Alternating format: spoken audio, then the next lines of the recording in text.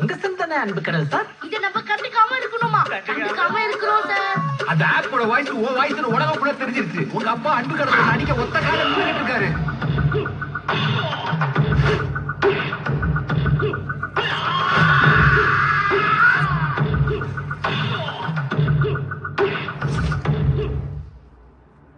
நான் சொல்றது கொஞ்சம் கேளுப்பா.